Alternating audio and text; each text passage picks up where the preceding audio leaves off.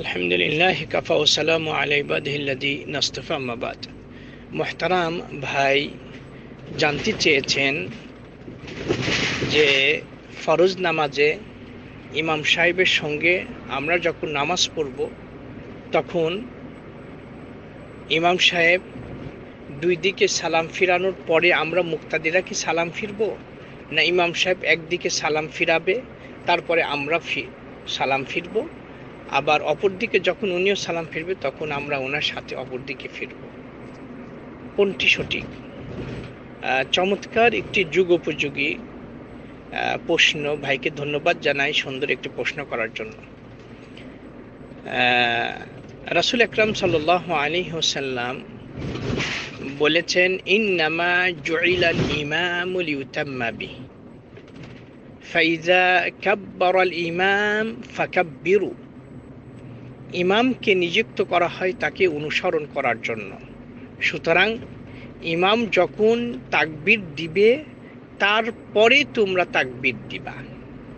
আরবিতে ইযা কাব্বারাল ইমামু ফাকাব্বিরু, ফা শব্দটি একটি কাজ করার কিছুক্ষণ পরে আর একটি কাজ করার অর্থ বুঝাতে সাধারণত ফা আসে, সাথে সাথে নয়।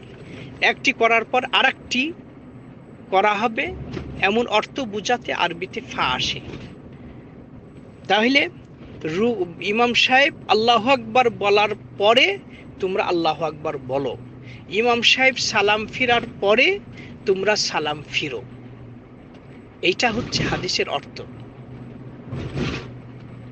ইমাম সাহেবের সঙ্গে সঙ্গে কোনো কাজ করা যাবে না, তারপরে করতে হবে। তাই মানে সালাম দুই দিকে সালাম ফিরানোর সমষ্টির নামই হচ্ছে সালাম। ইমাম সাহেব যদি ফরজ নামাজে একদিক সালাম ফিরেই যদি ক্ষান্ত হন আর একদিক যদি সালাম না ফিরান, তাহলে তো অনেক আলেমের মতে তার এই নামাজটা হবে না, এই নামাজটা তো হবে না তার। এই জন্য মানে দুই দিকেই ইমাম সাহেব যখন সালাম ফিরাবে তখনই আমাদেরকে সালাম ফিরাতে হবে। এটি হচ্ছে এই ক্ষেত্রে মানে নির্ভরযোগ্য কথা, এবং হাদিসের ইঙ্গিত ঠিক এই দিকেই বহন করে যে ইমাম সাহেবের দুই দিকে সালাম ফিরানোর পরে আমাদেরকে সালাম ফিরাতে হবে। ইমাম সাহেবের সাথে সাথে কোনো কাজ করা যাবে না, ইমাম সাহেবকে অনুসরণ করে তারপরে আমাদেরকে কাজ করতে হবে, নিশ্চয় সাথে সাথে নয়। এটা আমরা অনেকেই ভুল করি। এটা চমৎকার একটি প্রশ্ন। অনেকেই আমরা এই বিষয়টিকে ভুল করি, বিশেষ করে আমাদের দেশের যারা মাযহাবী ভাইরা রয়েছেন তারা তো ভুল করেন, কিন্তু যারা নিজেদেরকে সহি আকীদার দাবিদার করেন তাদেরকেও কিন্তু এই ভুলটা তাদের মাঝেও লক্ষ্য করা যায়।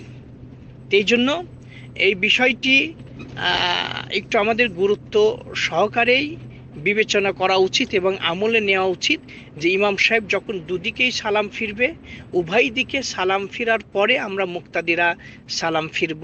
এটাই হচ্ছে এই ক্ষেত্রে নির্ভরযোগ্য অভিমত। আল্লাহু ওয়ালিয়্যুত তৌফিক।